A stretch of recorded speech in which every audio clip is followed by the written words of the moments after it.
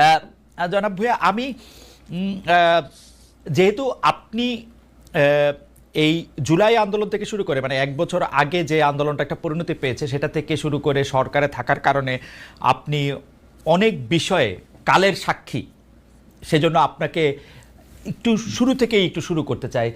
জনাব আসিফ মোহাম্মদ সজীব ভাই, আপনি কি করে উপদেষ্টা হলেন? মানে আমি প্রশ্নটা এরকম করে করি, আপনার নাম উপদেষ্টা হিসাবে কে প্রস্তাব করলো, বা কিভাবে আপনি উপদেষ্টা পরিষদে গেলেন? 5 আগস্টের পর যখন সরকার গঠন প্রক্রিয়া চলছিল, 5 থেকে 8 আগস্ট এই সময়টাতে, 5 আগস্টে আমরা সবাই একটা জায়গায় তো একমত ছিলাম যে প্রধান উপদেষ্টা হবেন ডক্টর মোহাম্মদ ইউনূস।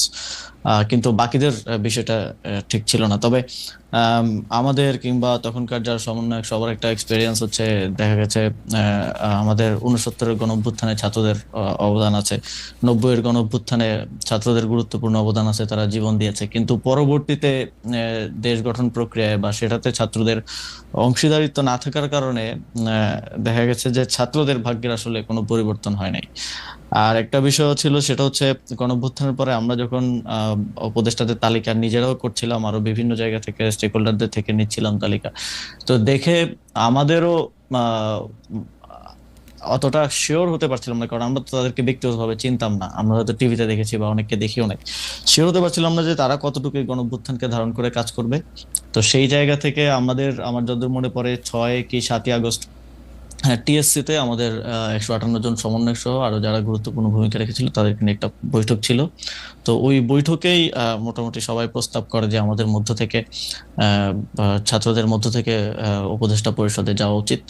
এবং সেখানে যদিও বাকি স্টেক হোল্ডারদের থেকে, যেমন তখন আহ, আহ, সেনাবাহিনী একটা স্টেক হোল্ডার ছিল, তারপরে রাজনৈতিক দলগুলো স্টেক হোল্ডার ছিল, তো উপদেষ্টা পরিষদে যাওয়া উচিত। তো সব দিক থেকে ইয়া হচ্ছিল যে 2 জন গেলে তারপরে সেখানেই সবাই মিলে সিদ্ধান্ত নেয় যে নাহিদ ভাই এবং আমি উপদেষ্টা পরিষদে যাব প্রাথমিকভাবে। পরবর্তীতে তো মাহফুজ ভাই হুম। মাননীয় প্রধান উপদেষ্টার বিশেষ সহকারী হন এবং পরবর্তীতে উপদেষ্টা হন।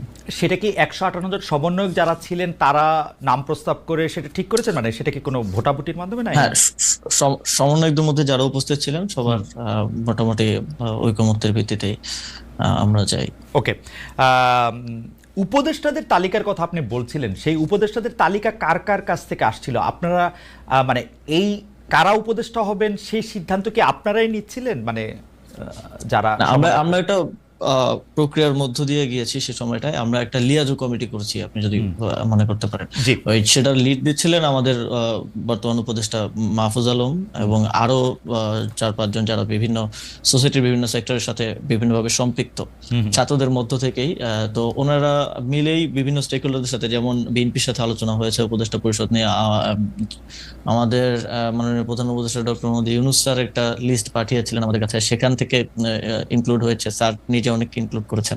তো সবকিছু মিলিয়ে একটা উপদেষ্টা পরিষদ প্রাথমিকভাবে গঠিত হয়েছিল। পরবর্তীতে বিভিন্ন সময় সেটা আরো বর্ধিত হয়েছে। আহ, তার মানে হচ্ছে যে আপনারা বিএনপির একটা লিস্ট, জামাতের একটা লিস্ট, প্রফেসর ডক্টর মোহাম্মদ ইউনূসের একটা লিস্ট, সবগুলি নিয়েই মোটামুটিভাবে আমরা যেটা আপনাদের কাছ থেকে জানতে পেরেছি বিভিন্ন সময়, বা উপদেষ্টারাও বলেছেন যে একটা সবগুলি নামের মধ্যে থেকে যে নামটা কমন বা যে নামটা নিয়ে বিতর্ক সবচেয়ে কম, এরকম নামগুলি আপনারা খুঁজছিলেন। হুম। ফাইনালি আপনারা যে উপদেষ্টা পরিষদটা পান, সেই উপদেষ্টা পরিষদটা যেই সময় আপনি শপথ নিলেন, যাদেরকে দেখলেন বা তাদের নাম শুনলেন, সেটা নিয়ে আপনারা মোটামুটি সন্তুষ্ট ছিলেন সেই সময়? এখন পর্যন্ত আসলে সত্যি কথা বলতে গেলে সে উপদেষ্টা পরিষদের 50-60% মানুষকে আমরা চিনি। হুম। আর এর বাইরে অনেকে হয়তো আমরা চিনিও না, কিন্তু ঐকমত্যের ভিত্তিতে বা আমরা সোশ্যাল মিডিয়া কিংবা গুগল ঘেটে দেখেছি যে তাদের প্রোফাইল কিরকম। যেমন এমনও অনেকের নাম আসছে যাদের প্রোফাইল বা ব্যাকগ্রাউন্ড একটু প্রবলেমেটিক, তো হুম। আমরা বিভিন্ন জন থেকে খোঁজ নিয়ে তাদের নাম বাদও দিতে হয়েছে। আবার এমন নাম আসছে যেটা হয়তো বিএনপির পছন্দ হয়নি বা ওকে। এর খুবই রিজিড পজিশন ছিল, সেটাও বাদ দেওয়া হয়েছে। তো এইভাবে একটা সর্বজন গ্রহণযোগ্য একটা উপদেষ্টা পরিষদ বানানোটাই, যাতে করে সবার একটা ইয়ে থাকে, এটাই ছিল উদ্দেশ্য এবং শেষ পর্যন্ত সেটা হয়েছে। মূলত এটা কোঅর্ডিনেট করেছিলেন মাহফুজ ভাই। হুম। যে লিয়াজু কমিটি হয়েছিল তারা, এই কারণে আমাদেরকে আবার অনেকগুলো যারা নেতৃত্বে ছিলেন তাদের অনেকগুলো দিকে আসলে মেনটেন করতে হচ্ছিল। তো আমরা দেখেছি, আমরা অবগত ছিলাম, বাট পুরো জিনিসটা প্রক্রিয়াটা মাহফুজ ভাই সহ ইয়ে করেছিলেন। ওকে। একটু মানে যেহেতু ওইখান থেকে শুরু করলাম, একটু আর্মি নিয়ে কথা বলি। আপনি জানেন যে আওয়ামী লীগের যারা আছেন তারা সবাই মনে করেন, অনেকেই মনে করেন যে এটা আপনাদের ক্রেডিট না। না, আওয়ামী লীগের সবাই মনে করেন মোটামুটি এটা আপনাদের ক্রেডিট না, দেশের লোকজন কোনো আন্দোলনের মধ্যে কোনো অংশগ্রহণ করে না, এটা দেশি বিদেশি ষড়যন্ত্র এক। আর দ্বিতীয় হচ্ছে সেনাবাহিনী বন্দুকের নল উল্টা দিকে ঘুরিয়ে দিয়েছিল বলে তাদের পতন হওয়া সম্ভব হয়েছে। এবং বিশেষ করে সেনাপ্রধানকে তারা দায়ী করেন যে সেনাপ্রধানের বেইমানির কারণেই, কোট আনকোট বেইমানির কারণেই আসলে তাকে দেশ ছেড়ে চলে যেতে হয়েছে বা আওয়ামী লীগ সরকারের পতন হয়েছে। কিন্তু সেই সেনা প্রধানের ব্যাপারে আপনার বক্তব্য, যেমন আপনি বলেছিলেন যে বুকে পাথর জমা রেখে তিনি ডক্টর মোহাম্মদ ইউনূসকে আসতে বলেছিলেন, বা সেনাপ্রধান ওয়াকার সাহেবকে সরানোর ক্ষেত্রে আপনাদের সাবেক সহযোদ্ধা বর্তমানে এনসিপির নেতা জনাব হাসনাত আবদুল্লাহর কিছু কথা, সেই সবগুলি বিষয় আপনার সাথে সেনাবাহিনীর সম্পর্ক বা সরকারের সাথে সেনাবাহিনীর সম্পর্ক খারাপ করেছে কিনা, বা সরকারের সাথে সেনাবাহিনীর সম্পর্ক আলাদা কোনো কিছু কিনা, নাকি সেনাবাহিনী একটা ডিসিপ্লিন, মানে এটা একটু আপনার কাছে একটু জানতে চাই। বিশেষ করে আপনার বক্তব্যের পরে এটা এরকম মনে হয়েছে কিনা ডক্টর মোহাম্মদ ইউনূস হয়তো সেনাপ্রধানকে এখন থেকে খারাপ ভাবতে শুরু করলেন যে উনি যেহেতু আমাকে চানই নাই তাহলে আমিও ওনাকে চাই না, ব্যাপারটা এরকম হয়েছে কিনা? সেনাবাহিনীর সাথে সরকারের কিংবা আমাদের তো কোনো বিরোধ নেই সেনাবাহিনীর সাথে, বরং আমরা মনে করি যে 5ই আগস্টের এবং এর পূর্ববর্তী গণঅভ্যুত্থানের সময়টাতে জুনিয়র অফিসার সহ যারা আছেন তাদের একটা চাপ ছিল যে তারা কোনোভাবেই গুলি করবেন না। সেটা বিভিন্ন মাধ্যমে আমরা দেখেছি, দরবার হলের মিটিং এর ইনফরমেশন লিক হয়েছে, সেখানে আমরা দেখেছি। তো তাদের এই অবদানকে অবশ্যই আমরা স্বীকার করি। তবে কিছু একটা জায়গায় আমার মনে হয় যে যে জায়গাটায় কনফ্লিক্ট সেটা হচ্ছে আওয়ামী লীগের প্রশ্নে, যেটা আমাদের যেই সরকার গঠনের উদ্দেশ্যে 6 তারিখ বঙ্গভবনে যে বৈঠক হয় 3 বাহিনী প্রধান এবং রাষ্ট্রপতির সাথে, সে সময়কার আমি আগে একটু বলে নিই, কারণ এর আগে যখন কথা বলছি সবাই অনেকে বলতেছিল যে আমার শপথ ভঙ্গ হয়েছে। আমার শপথ গ্রহণ হয়েছে 8ই আগস্ট। 8ই আগস্টের পূর্বের যে কোনো সময়কার বক্তব্য আমার শপথের মধ্যে ইনক্লুডেড হবে না। 8ই আগস্টের পরবর্তী যদি কোনো আমি রাষ্ট্রীয় গোপন তথ্য পাবলিক করি তা সেক্ষেত্রে আমার শপথ ভঙ্গ হতে পারে। তো গোপনীয়তা শপথ ভঙ্গ হওয়ার বিষয়টা অনেকে বলেছে। তো সেই মিটিংটা ছিল 6 আগস্ট, সরকার গঠন প্রক্রিয়া আমরা যখন ইয়াতে আলোচনা করি। তো সেখানেই এটা আমি আমার আগের বক্তব্য বলেছি যে সেখানে এই কথাটা এসেছিল যে সেনাপ্রধান বলেছিলেন যে দেশের 30-40% মানুষ তো আওয়ামী লীগকে সাপোর্ট করে। তো যে অন্তর্বর্তীকালীন সরকার আসবে সেটার তো সবার কাছে গ্রহণযোগ্য হইতে হবে। তো আওয়ামী লীগের সেই 30-40% মানুষ তো ডক্টর মোহাম্মদ ইউনূসকে হেট করেন। তো এটা নিয়ে আমাদের 3-4 ঘন্টার মতো প্রায় প্রায় এই টপিক সহ আরো প্রাসঙ্গিক অন্যান্য টপিক ছিল, বাট এটাই ছিল মূল টপিক। 4 ঘন্টার মতো সম্ভবত বৈঠক হয়েছিল। সেখানে আমরা 4 জন ছিলাম। বাইরে ছিলেন তখন আসিফ নজরুল স্যার ছিলেন, তানজিমউদ্দিন স্যার ছিলেন ঢাকা বিশ্ববিদ্যালয়ের, আরো সমন্বয়করা ছিলেন। ভেতরে আমরা 4 জন ছিলাম, আমি, নাসিরউদ্দিন পাটোয়ারি ভাই, মাহফুজ আলম ভাই আর নাহিদ ইসলাম। তো তখন মূল আলোচনার বিষয়বস্তু ছিল এটাই।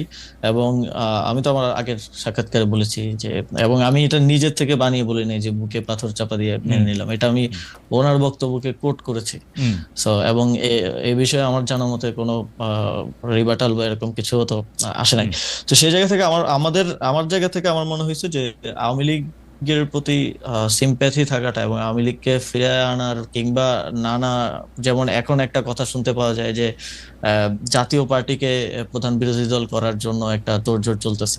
এই যে মেকানিজম করে যে মানুষের ম্যান্ডেট কে ইয়ে করা, ম্যানিপুলেট করার একটা প্রক্রিয়া। এবং এই যে আমি যতদূর জানি যে যারা ডামি এমপি ছিল, তারপর আওয়ামী লীগের যারা সাপোজ যাদের ইমেজ অতটা খারাপ না, তাদেরকে জাতীয় পার্টি থেকে ইলেকশন করানোর একটা পরিকল্পনা চলছে।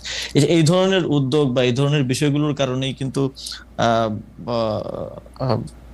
আমি ব্যক্তিগতভাবে এবং সরকারেরও বিভিন্ন অংশ এই বিষয়টা নিয়ে হয়তো স্কেপটিক্যাল থাকতে পারে। এবং সেটা কতটুকু আসলে যেটা বলছেন যে স্যারের সাথে সম্পর্ক খারাপ, এটা আমি কখনো দেখি নাই। স্যার সব সময় সবাইকে ওন করে, সবাইকে সাথে নিয়ে আসলে কাজ করতে চান। এবং মূলত 5ই আগস্টের পরে, এত বড় একটা অভ্যুত্থান বিপ্লবের পরে বাংলাদেশে যে পরিস্থিতি খারাপের দিকে যায় নাই, দেশটা যে একটা গৃহযুদ্ধের দিকে যায় নাই, বরং আস্তে আস্তে আরো স্টেবিলিটির দিকে আসছে, এটা মূলত স্যারের এই সবাইকে অ্যাকোমোডেট করে কাজ করার মানসিকতার কারণেই সম্ভব হয়েছে। উম, আমি এই জায়গাটায় যদি আপনাকে একটু বলি, যে কারণ এগুলি খুবই গুরুত্বপূর্ণ প্রসঙ্গটা হচ্ছে এরকম যে ধরেন আপনি বলছিলেন যে মেকানিজম করে কোনো কিছুর একটা ম্যান্ডেট আদায় করা, যেমন আপনি এখন জাতীয় পার্টির কথা বললেন যে জাতীয় পার্টিকে প্রধান বিরোধী দল বানানোর একটা মেকানিজমের কথা শোনা যাচ্ছে। আমরা কিন্তু বিভিন্নভাবে শুনতে পাচ্ছি যে সরকারের ভিতরে আরেকটা সরকার আছে। আমরা এরকমও শুনতে পাচ্ছি যে গোয়েন্দা সংস্থাগুলি যারা শেখ হাসিনার সময়ে অ্যাক্টিভ ছিলেন তারা এখনও অ্যাক্টিভ আছেন, বিশেষ করে ডিজিএফআইয়ের কথা বলা হয়। কিন্তু আমরা তো দেখি ডিজিএফআই তো সরকার প্রধানকে রিপোর্ট করে, সেনা প্রধানকে না।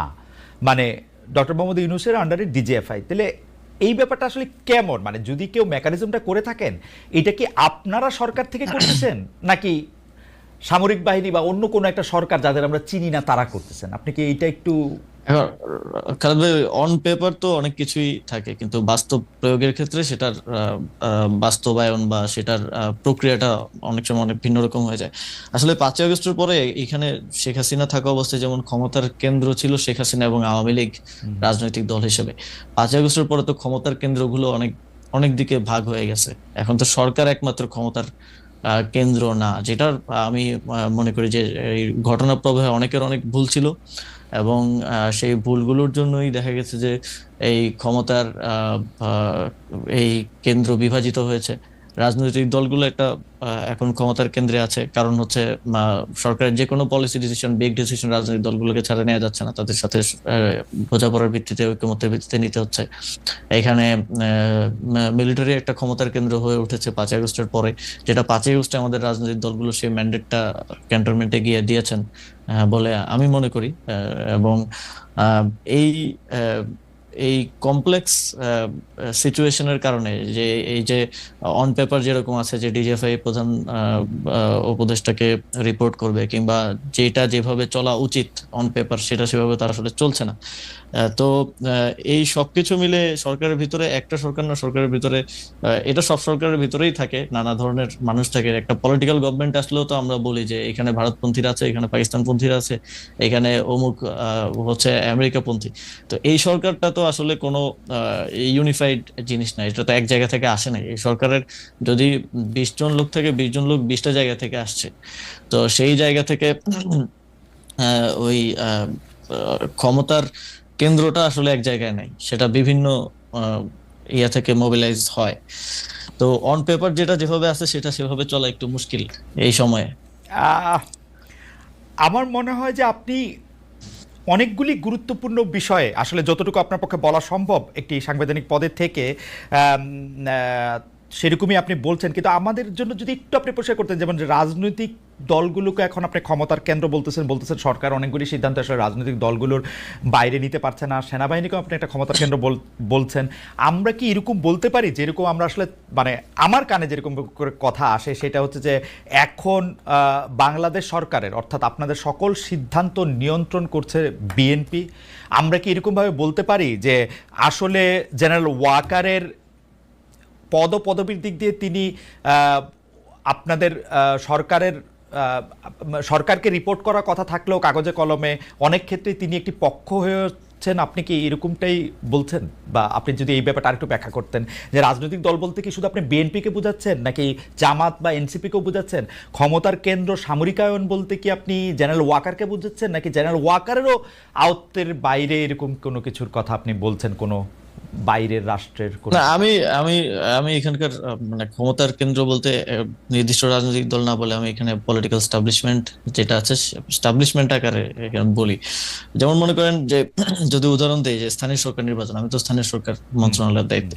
স্থানীয় সরকার নির্বাচনের সিদ্ধান্ত তো আমি নিতে পারি নাই, আমি না শুধু আমার সরকারও নিতে পারে নাই, কারণ এখানে রাজনৈতিক দলগুলোর এখন ঐকমত্য কমিশনে যে আলোচনা হয়েছে, সেখানে স্থানীয় সরকার নির্বাচন নিয়ে যে আলোচনা হয়েছে, সেখানে আমার জানা মতে বিএনপি এবং তাদের কয়েকটা সহযোগী দল ছাড়া বাকি সবাই স্থানীয় সরকার নির্বাচনের বিষয়ে একমত ছিল, এবং আমিও চেষ্টা করেছি যে অন্ততপক্ষে, কারণ আহ, দিন শেষে নাগরিক সেবা থেকে শুরু করে উন্নয়ন কার্যক্রম যে ব্যাহত হচ্ছে, এবং মানুষ যে প্রতিনিয়ত তার একটা আইডি কার্ড বানাইতে গেলে বা একটা জন্ম নিবন্ধন, মৃত্যু নিবন্ধন, ওয়ারিশ সনদ, এই প্রত্যেকটা কাজ তো লোকাল গভর্নমেন্টে থেকে হয়, এগুলোতে যে ব্যাহত হচ্ছে, এটার দায়টা তো আমার উপরে আসে যেহেতু আমি দায়িত্বে আছি। তো কিন্তু যখন সিদ্ধান্ত গ্রহণ প্রক্রিয়া এটা চলে যায়, তখন তো এটা বিভিন্ন এই যে ক্ষমতার যে কেন্দ্রগুলোর কথা আমি বললাম, সেখানে তো গিয়ে হচ্ছে আটকে যাচ্ছে। তো এখানে আমি কোনো নির্দিষ্ট দলের কথা না বলে পলিটিক্যাল স্টাবলিশমেন্টের কথা বলি, এবং কোনো নির্দিষ্ট ব্যক্তির কথা না বলে মিলিটারি স্টাবলিশমেন্টের কথা বলি, যেটা গত 15 বছরে 16 বছরে তৈরি করে যাওয়া হয়েছে।